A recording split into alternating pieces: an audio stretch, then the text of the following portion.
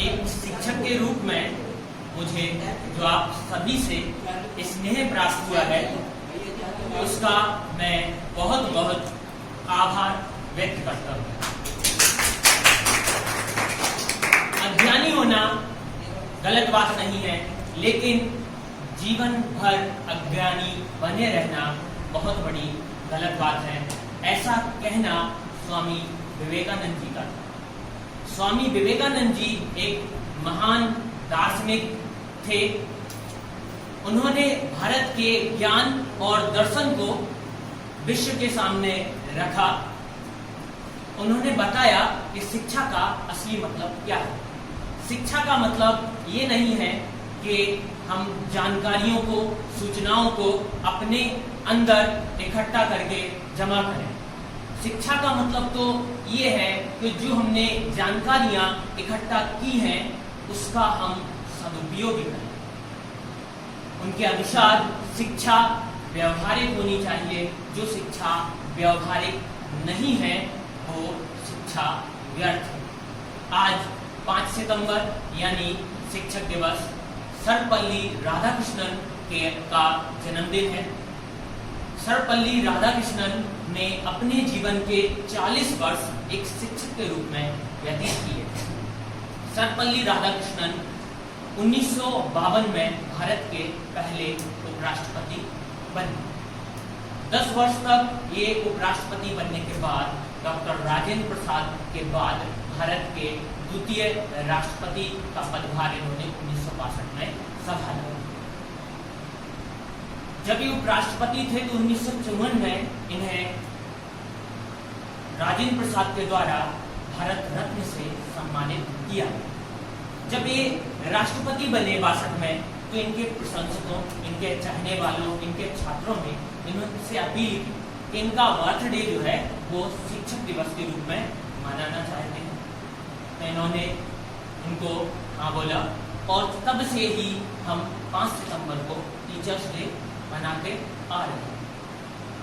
इनका जीवन भी हमें बहुत सारी प्रेरणा देता है, क्योंकि इनका जन्म एक गरीब ब्राह्मण परिवार में हुआ था। इनकी फैमिली भी एक बड़ी फैमिली थी, कुल 8 लोग थे। ये खुद 5 भाई बहन और थे इनके। ये सेकंड नंबर के थे। इनके जो पिता हैं इन्हें एक पुजारी बनाना चाहते थे, लेकिन ये अंग्रेजी शिक्षा ग्रहण करना चाहते। इन्होंने कड़ी मेहनत से शिक्षा ग्रहण की और भारत के राष्ट्रपति बने। इनकी हाजिर जवाबी का एक किस्सा सुनाना चाहता हूँ। एक पार्टी में ये गए, वहाँ पे कुछ अंग्रेज थे और कुछ भारतीय। तो अंग्रेज भारतीयों का मजाक उड़ाते हुए बोले, एक अंग्रेज बोला, वो कहता है कि भगवान हमसे बहुत प्यार करते हैं, इतना प्यार करते हैं कि देखो इन लोगों को देखो और हमें देखो, हमें कितना गोरा हैंडसम बनाया है, इन लोगों को देखो इंडियन को कैसे बनाया है। वहीं पे सर्वपल्ली राधाकृष्णन उपस्थित होते हैं, तो वो कहते हैं, उनको ये बात बुरी लगती है, तो वो कहते हैं चलो मैं एक कहानी सुनाता हूँ, और अपने मित्रों को संबोधित करते हैं। उन्होंने कहा कि भगवान का मन हुआ एक बार कि वो आज रोटी बनाएंगे। भगवान का रोटी बनाने का मन हुआ। अब पहली बार कोई रोटी बनाएगा तो अच्छी तो बनेगी। भगवान ने रोटी बनाना स्टार्ट किया। तो पहली रोटी जब उनने सेकी तो वो आधी सीधी रह गई, और परिणाम स्वरूप जन्म किसका हुआ? अंग्रेज। रोटी वो अच्छे से सीख ही नहीं पाई। अब भगवान ने दूसरी रोटी बनाई। दूसरी रोटी जब बनाई तो अभी भी एक ही रोटी से किया है, एक्सपीरियंस तो मिला नहीं है। दूसरी रोटी जब उनने बनाई तो वो ज्यादा जल गई। परिणाम स्वरूप जन्म किसका हुआ? निग्रो लोगों का। अब भगवान थोड़ा एक्सपीरियंस मिल जाता है उन्हें, वो तीसरी रोटी सेकते हैं। तीसरी रोटी जैसे वो सेकते हैं तो अब जन्म होता है किसका? वो रोटी जो है ना अच्छे से सिक जाती है, बिल्कुल परफेक्ट रोटी होती है वो। तो परिणाम स्वरूप जन्म होता है किसका? ये सब सुनकर भारतीय लोग बहुत हंसते हैं और वो अंग्रेज शांति से कोने में खड़ा रह जाता है। ऐसे थे हमारे सर्वपल्ली राधाकृष्णन। सर्वपल्ली राधाकृष्णन के बारे में अनेक कहानियां हैं। बच्चे के जीवन में एक शिक्षक का महत्व बहुत बहुत बहुत जरूरी होता है।